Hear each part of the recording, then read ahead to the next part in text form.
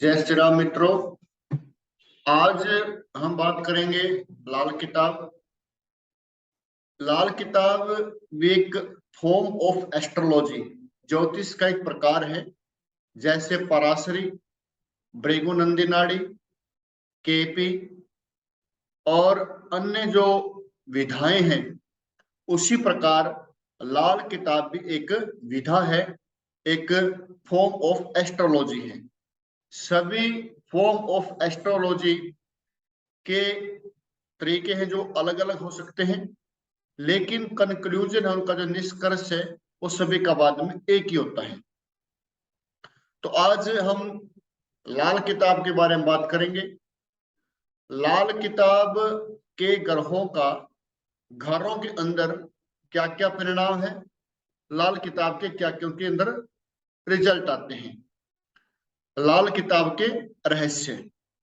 तो आज की जो हमारी क्लास होगी, लाल किताब के रहस्य प्रथम अध्याय। तो इसमें हम बताएंगे आपको कि कौन सा ग्रह किस घर में बैठकर क्या क्या रिजल्ट देता है और उन ग्रहों का हमारे जीवन में क्या क्या प्रभाव पड़ता है। सबसे पहले आपको ये पता हो, वे लाल किताब है जो, उनकी ग्रहों की दृष्टियां कैसी हैं। उनके ग्रहों की दृष्टियां अलग हैं, पराश्री में अलग है, अलग अलग दृष्टियां हैं, अलग अलग उनके देखने का तरीका है। तो हम वहां पर नहीं जाएंगे, पहले एक सिंपल बताएंगे आपको ग्रहों का क्या रिजल्ट है और ग्रहों के घरों में किस प्रकार हम उनका उपाय करेंगे, कैसे उनके आगे विधियां हैं। तो सबसे पहले आज हम स्टार्ट करते हैं लाल किताब के रहस्य। तो हम प्रथम लेंगे बृहस्पति जी। बृहस्पति जी अगर कुंडली के पहले भाव में बैठे हैं तो वो ऐसा व्यक्ति जितना पढ़ेगा उतना आगे बढ़ेगा। अगर कोई उनको ऐसे जीवन में समस्याएं आती हैं, पिता संबंधी या कोई भी ऐसी समस्या आती है और उसने गले के अंदर मनकों की माला डाली हुई है, तो उस माला को निकाल दे, क्योंकि वो उनके लिए ठीक नहीं है। बृहस्पति अगर तीसरे घर में बैठता है तो वह व्यक्ति अपने बारे में ज्यादा बातें करता है, अपनी ही बातें वो दोहराता रहता है। बृहस्पति अगर सातवें घर के अंदर विराजमान हो जाते हैं, बैठ जाते हैं किसी भी जातक की कुंडली के अंदर, तो सातवें घर में बैठे हुए बृहस्पति को लाल किताब के अंदर गृहस्थ में फंसा हुआ साधु कहा गया है। क्योंकि अगर व्यक्ति वहां पर ज्यादा धार्मिक हो जाता है तो वो उसके गृहस्थ जीवन के लिए वहां पे नुकसानदायक होता है।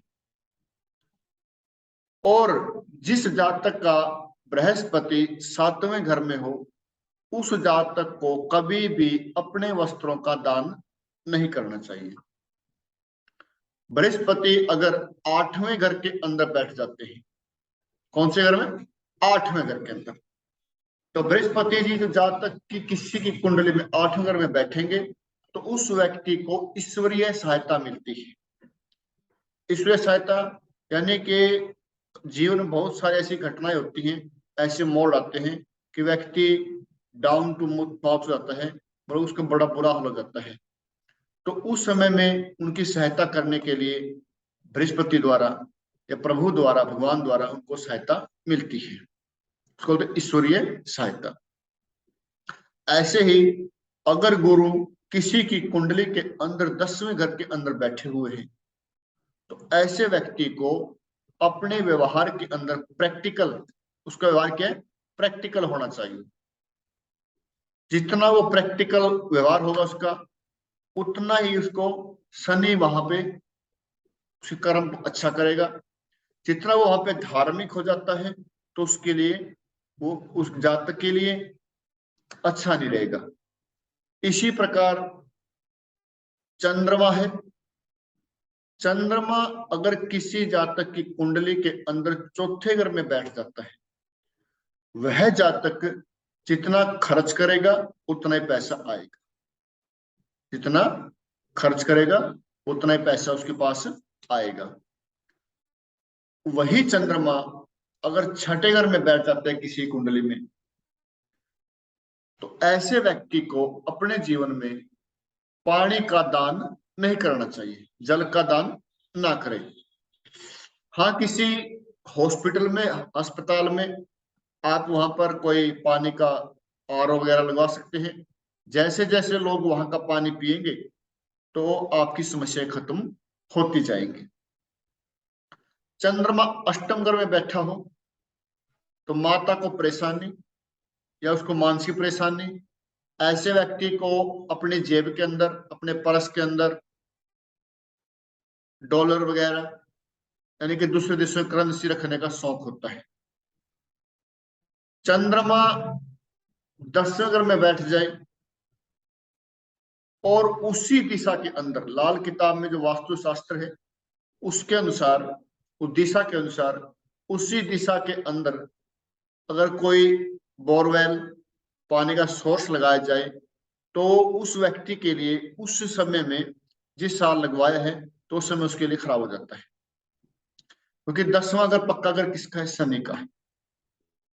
आगे बताएंगे ये कौन से ग्रह का कौन सा घर पक्का घर है और पक्का घर का अर्थ क्या होता है, किन के पक्के घरों में बैठकर कौन सा ग्रह अच्छा फल देगा, कौन सा बुरा फल देगा, उनकी दृष्टियां कैसी कैसी हैं।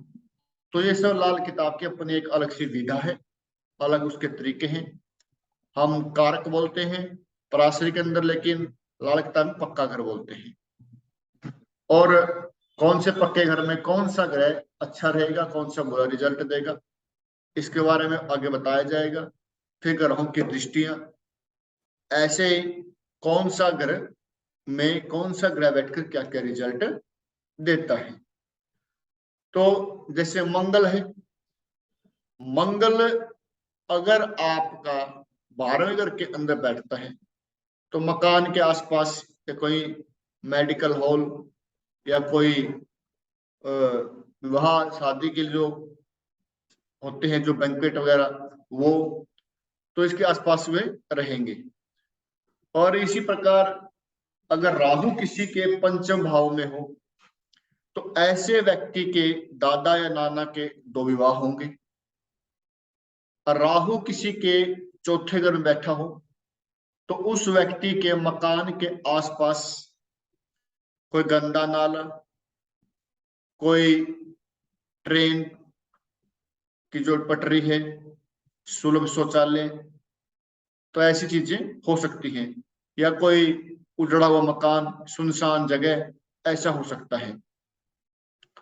और केतु, ये कहा गया है केतु अगर कुंडली के प्रथम भाव में बैठता है, केतु अगर कुंडली के प्रथम भाव में बैठता है तो सूर्य उस कुंडली में कहीं बैठा हो उच्च का हो जाता है। लाल किताब कहती है कि प्रथम भाव में अगर केतु बैठ जाता है, लगन में अगर केतु बैठ जाता है तो सूर्य कुंडली के किसी भी भाव में हो तो वह उच्च का हो जाता है। राहु, राहु अगर कुंडली के प्रथम भाव में बैठ जाता है तो सूर्य कुंडली में कहीं पर भी हो, सूर्य को ग्रहण लग जाता है। लाल किताब कहती है कि राहु अगर कुंडली के प्रथम भाव में बैठते हैं तो सूर्य कहीं पर भी बैठा हो तो उसको ग्रहण लग जाता है। तो इस प्रकार ये लाल किताब के सूत्र हैं। और आगे बहुत सारे सूत्र हैं। लाल किताब एक पूरी एक फॉर्म है, एक विधा है, बहुत अच्छे रिजल्ट हैं इनके। अच्छी एक अच्छी विधा है, सीखने के लिए बहुत बढ़िया है।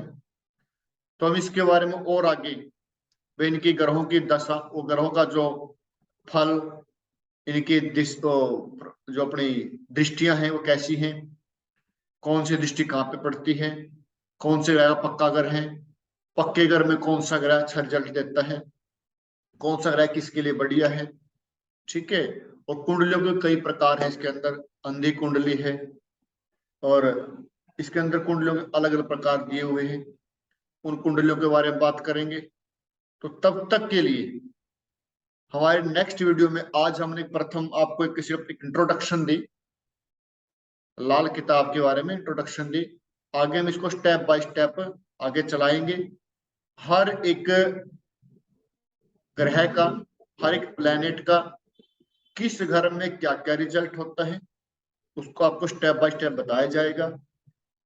उनके वर्षफल क्या होते हैं, वर्षफल कैसे देखते हैं, और लाल किताब के अंदर दशा कैसे देखते हैं। सबसे बड़ी बात, लाल किताब के अंदर दशा देखने का एक तरीका होता है, अलग से तरीका है, वो कैसे है। और लाल किताब के अंदर हर साल एक वर्षफल बनता है। उस वर्ष फल के अनुसार आपने उस पर्टिकुलर वर्ष के अंदर क्या काम करना है, क्या नहीं करना है। जैसे शनि किसी के छठे घर में बैठा हो और वर्ष फल के अंदर वापस घूम के वो छठे घर में आ जाए, या उसकी कोई दशा या अंतरदशा आ जाए, तो उस दौरान व्यक्ति ने कभी चमड़े का सामान, चमड़े का पर्स, चमड़े के जूते नहीं खरीदने चाहिए। अगर वो खरीदता है तो उसको जूते पड़ेंगे, ऐसा लाल किताब कहती है। तो इस प्रकार हम आगे लाल किताब के बारे में इसको और आगे बढ़ाएंगे। स्टेप बाय स्टेप पूरे सिलेबस को आपको करवाया जाएगा। अच्छी विधा है, सीखने का अच्छा, इसमें आपको अच्छे अवसर मिलेंगे। और लाल किताब अपने आप में एक पूर्ण एक ज्योतिष है। तो इस प्रकार हम आगे वीडियो की बनाते जाएंगे। आज की जो हमारी वीडियो की लाल किताब एक इंट्रोडक्शन रहा है, तो स्टेप बाय स्टेप आपको हम इसके बारे में बताएंगे। तो नेक्स्ट वीडियो के लिए आप वेट कीजिए। तब तक के लिए जय श्री राम, जय नमस्कार।